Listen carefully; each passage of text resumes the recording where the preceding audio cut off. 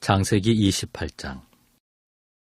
이삭이 야곱을 불러 그에게 축복하고 또 당부하여 이르되 너는 가나안 사람의 딸들 중에서 아내를 맞이하지 말고 일어나 밧단 아람으로 가서 내 외조부 부두엘의 집에 이르러 거기서 내 외삼촌 라반의 딸 중에서 아내를 맞이하라. 전능하신 하나님이 내게 복을 주시어 내가 생육하고 번성하게 하여 내가 여러 족속을 이루게 하시고 아브라함에게 허락하신 복을 내게 주시되 너와 함께 내 자손에게도 주사 하나님이 아브라함에게 주신 땅 곧 내가 거류하는 땅을 내가 차지하게 하시기를 원하노라. 이에 이삭이 야곱을 보내매 그가 밧단 아람으로 가서 라반에게 이르렀으니 라반은 아람 사람 부두엘의 아들이요 야곱과 에서의 어머니 리브가의 오라비더라.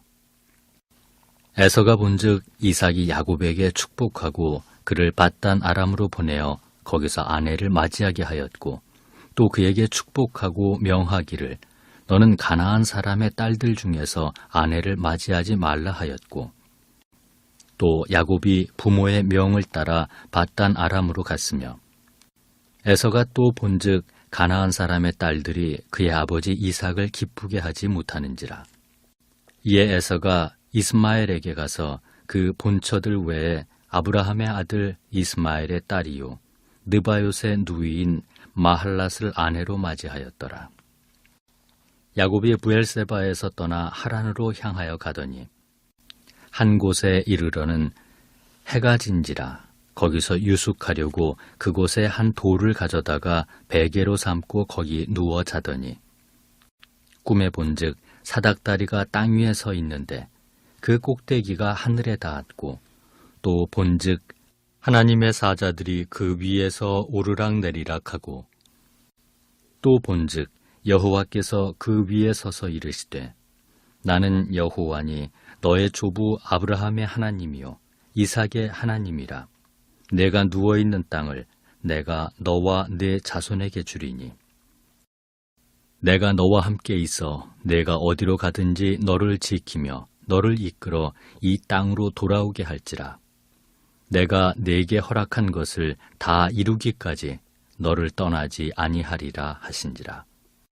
야곱이 잠이 깨어 이르되 여호와께서 과연 여기 계시거늘 내가 알지 못하였도다.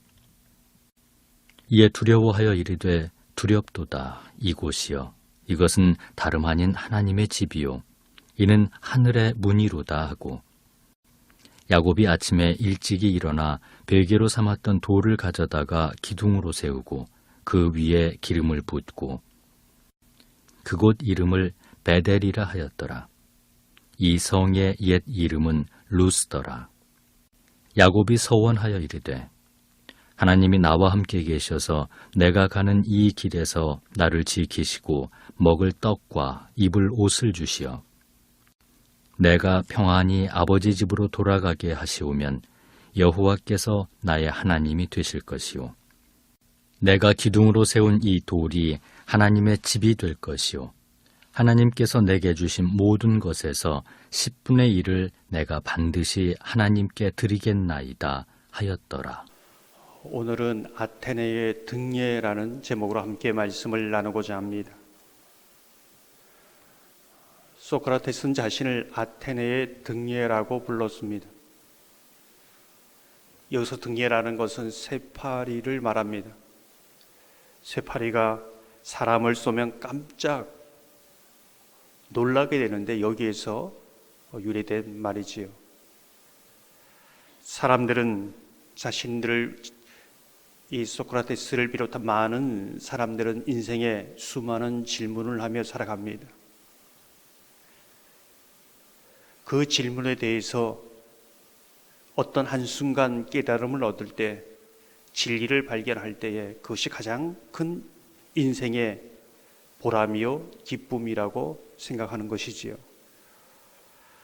오늘 본문을 보면 야곱의 인생 가운데에서도 아테네의 등례와 같은 이러한 사건이 있음을 보여줍니다. 하나님의 실존을 경험하는 그러한 사건이지요. 어쩌면 야곱은 형 에서를 피해 삼촌 라반의 집으로 가기 위해서 강야를 투덜투덜 걸어가고 있었을 것입니다. 어쩌면 수많은 인생의 질문을 하지 않았을까요? 하나님은 어디에 계십니까?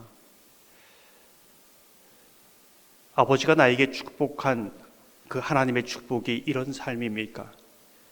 나의 미래는 막막하고 어디로 가야 할지 모르겠습니다.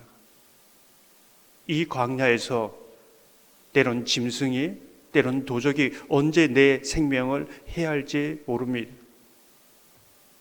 누가 나를 먹여주고 누가 나를 입혀줄 수 있습니까?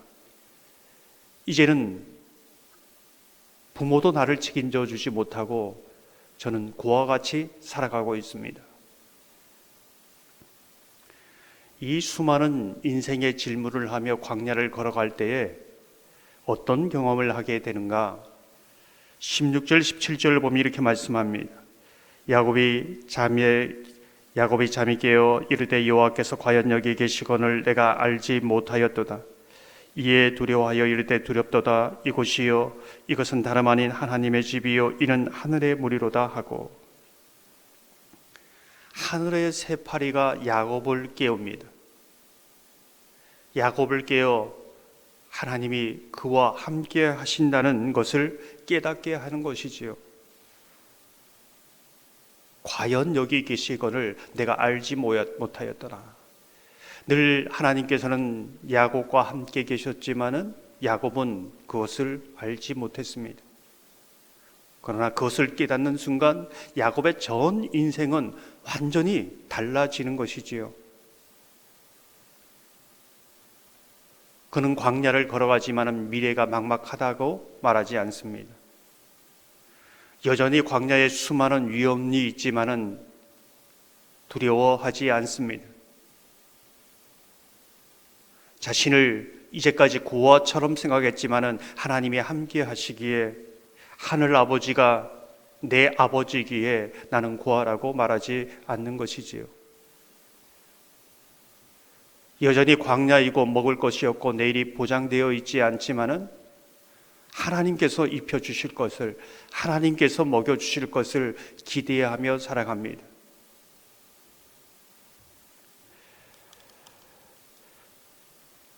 우리가 주목해 보게 되는 것은 이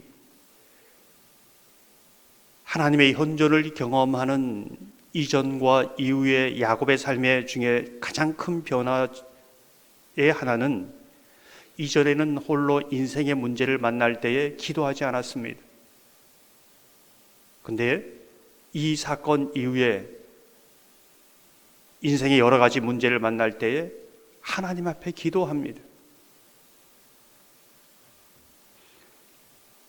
이제까지 모든 인생 속에 땅과 하늘이 막혀 있지만은 하늘 사닥다리가 연결되어 있음을 그는 아는 것이지요. 수많은 땅의 문제를 가지고 하늘에 하나님께 가지고 나아갑니다. 그렇게 인생을 풀어갑니다.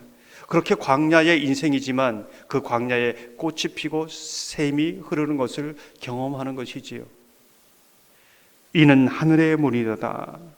이 베델이 성전터가 되고 이 하늘 사닥다리가 예수 그리스도의 십자가가 되는 것이지요.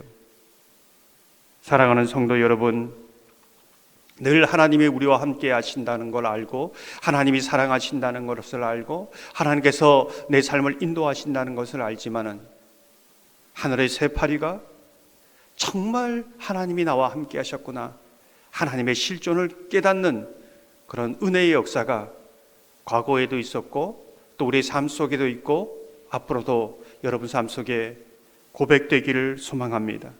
우리 삶은 여전히 막막하고 불안합니다. 여전히 광야이지만은 그 하나님의 현존의 깨달음이 여러분에게 소망이 되고 감사가 되고 찬송이 되는 은혜의 역사가 있기를 주님의 이름으로 축원합니다.